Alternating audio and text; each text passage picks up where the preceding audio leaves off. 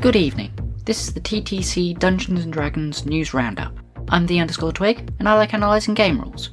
It is 11 PM BST on Friday the 28th of June. Our top story tonight. The Wizard has received numerous changes to the Abjurer and Illusionist subclasses. The Abjurer's Arcane Ward is now affected by a character's resistances, immunities, and vulnerabilities. This means that, except in the rare cases where a character has vulnerability, their Arcane Ward is likely to last longer than it did in 2014. Additionally, at level 6, Projected Ward has received the same treatment, although it is affected by the target's resistances, immunities, and vulnerabilities rather than the Wizard's. At 10th level, the Spellbreaker feature has received a significant buff. It now gives the Abjurer automatic preparation of both Dispel Magic and Counterspell, and allows them to cast Dispel Magic as a bonus action. Furthermore, if the Abjurer fails to dispel or counter their target, they do not spend their spell slot. Whilst Spellbreaker is undeniably strong, one British critic believes that this may encourage Abjurers to forgo these two iconic spells until 10th level, when they receive them for free. They also believe that a failed Dispel Magic likely no longer has the side benefit of recharging the Abjurer's Arcane Ward, which may be preferable. In the Illusionist, the 3rd level feature, Improved Minor Illusion, has now been replaced by Improved Illusions, which allows the Wizard to cast illusion spells without verbal components, gives them an additional 60 feet of range with these spells, and allows them to cast Minor Illusion as a bonus action. The_Twig is an expert in the field of bonus action minor illusions. How does this change the tactics of the game? Right, yes, so to give a bit of a background first, a few months ago I was a player on a podcast called Asteroid Sotratus, and my character was an artificer called Evergrey, who had bonus action minor illusion through a homebrew race option. This opened up a huge range of possibilities, such as creating illusionary walls for the express purpose of blocking line of sight to give my allies free disengages.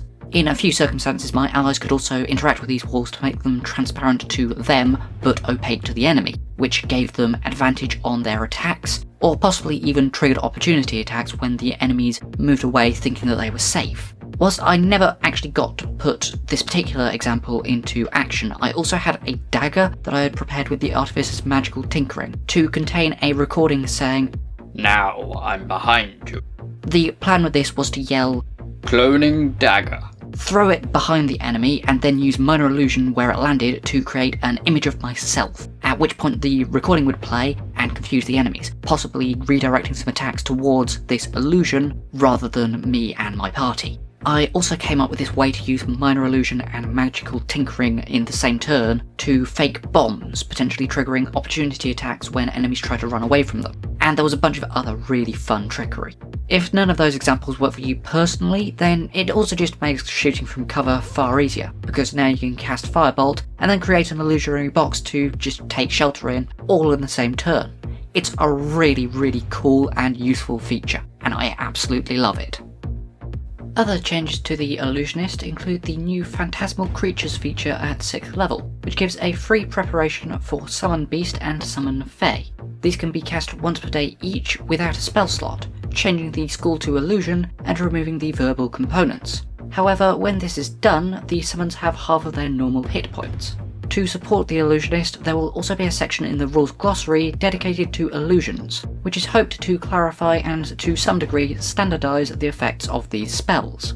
Another change in the Wizard is that the new Memorise Spell feature now allows the Wizard to swap one spell preparation every short rest rather than after 1 minute of study. There was also a flub in Jeremy Crawford's description of the new Savant features. He said that the Wizard gets one free spell of their chosen school every level, however they actually only gain one free spell every time they would gain a new level of spells. Minor changes to other Players Handbook content. Many spells have changed schools, with particular mention made to the number of new abjuration spells. The Boon of Fate may have changed. Previously, it provided 2d4 to a failed d20 test 8 times per long rest. However, it now appears to do this only once per short rest. Finally, the Chromatic Orb spell now has a chance to bounce to additional targets. It is expected that there will be further updates on this particular story next week. After the large number of leaks and spoilers last week, there is minimal new information regarding the Rogue. The disarm option has been removed from Cunning Strike, and the Soul Knife can now make opportunity attacks using their psychic blades, or throw them with a long range of 120 feet. We now go to the_Twig, who is on site in the Wizard of the Coast head office in Seattle. with a report on the Ranger. That's right, Twig, and there are a few things to talk about here. First up, Favoured Enemy has been moved to level 1, and the free casting of Hunter's Mark that it now gives has been disconnected from your Wisdom modifier. Whilst reports are currently saying that you get exactly 2 free casts, it's also certainly possible that the number of free casts might increase as you level up. Also at first level, the Ranger can now choose any fighting style, including the expanded options which TTC covered last week. Or alternatively, they can forego their fighting style for the chance to learn 2 Druid cantrips. Deft Explorer has then been moved to 2nd level, where it gives an expertise and 2 languages. Then at 13th, 17th and 20th, the Ranger now gets improvements to Hunter's Mark. Namely, at 13th you can't lose concentration due to damage, at 17th you always have advantage against your target, and at 20 the damage becomes a D10.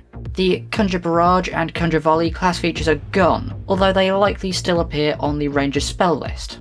In its subclasses, the Gloomstalker Ranger's Stalker's Flurry's Sudden Strike is an absolute mouthful to say, and now increases the psychic damage of Dread Ambush's Frighten feature, rather than giving you additional attacks. At 3rd level, the Hunter now gets a new feature called Hunter's Law, which gives them immediate knowledge of the resistances, immunities and vulnerabilities of their Hunter's Mark target. The Hunter also has a nice little change to Hunter's Prey and Defensive Tactics, which now only have 2 options, but you can change your choice every short rest. We know that the options for Defensive Tactics are Escape the Horde and Multi-Attack Defense. At level 11, when the Hunter starts dealing damage to a Hunter's Mark target, some of that damage will splash onto adjacent enemies. And at apparently 15, they get a reaction to give themselves resistance to incoming damage until the start of their next turn. Overall, this Ranger is essentially just the Tasha's Plus. It's okay. The team here with me are hoping that some of the Ranger's spells, like Ensnaring Strike, get the same treatment as the Paladin's Smite spells, allowing them to be bonus actions which you take when you hit, and no longer requiring concentration. _Twig, TTC News. The Warlock's Agonizing Blast invocation now has a prerequisite of 2nd level, and both it and Repelling Blast are now repeatable options, allowing them to be applied to several different cantrips. Pact of the Chain, however, has been made into a 1st level invocation, and the Skeleton, Slard Tadpole, Sphinx of Wonder, and Venomous Snake have been confirmed to be additional choices for a Chain Familiar. The Venomous Snake, previously called the Poisonous Snake, has been transferred from the standard Find Familiar list to the Pact of the Chain list, because it was mechanically better than any of the other options. My apologies. It has been suggested that this is because in the 2024 printing of the Find Familiar spell, Familiars will be able to use the attack action. The Celestial Warlock now has the Summon Celestial and Aid spells on their spell list, and their Searing Vengeance feature can now be used to cause an ally to recover instead of themselves.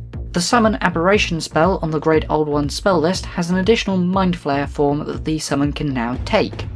The Druid's Primal Order Magician feature now gives a bonus equal to the Druid's Wisdom modifier to both Nature and Arcana checks, in addition to its free additional cantrip. The Circle of the Moon's subclass spell list has seen some significant changes, with Vampiric Touch being replaced with Conjure Animals, and Dawn being replaced by Mass Cure Wounds. In the Circle of the Sea, Wrath of the Sea now does cold damage rather than thunder damage, and at 6th level it becomes a 20-foot emanation rather than a 10-foot emanation. Additionally, the spell Water Breathing, which was previously granted by the feature Aqua Affinity, has been moved to the Circle Spells feature, replacing Sleet Storm. There was a potential error in Jeremy Crawford's explanation of the Land Druid's natural recovery. He suggested that it now gives a free casting of a 1st level spell from the Land Druid's chosen spell list. However, this is possibly a mistake, as it is expected that this feature will actually allow a free casting of any spell from the expanded spell list. Our final story tonight. Whilst the 2024 Players Handbook is due to be released on the 17th of September, D&D Beyond Master Tier subscribers can gain early access, starting from the 3rd of September. Whilst this normally costs $4.58 per month, for any players and Dungeon Masters who have never subscribed before, there is a 30-day free trial, which can be taken to obtain the digital copies early at no additional cost. Please remember that here at TTC we are only looking at the breaking news. If you want more information about other class features that we may have missed, then we have several other videos that you can watch instead. Do you have any thoughts on this week's stories? Let us know in the comments below and subscribe for further news and updates. Please ensure that you also share this update with friends to ensure that they are prepared for September. TTC is supported by Patreon members, and in particular TTC's executive producer, SK. This week, in the private Patreon-only Discord, there has been discussion about the potential for bonus actions to be used as actions, with particular reference to the fact that a barbarian cannot currently both rage and drink a potion. From the TTC Dungeons & Dragons News Roundup, I'm the_Twig. Bye!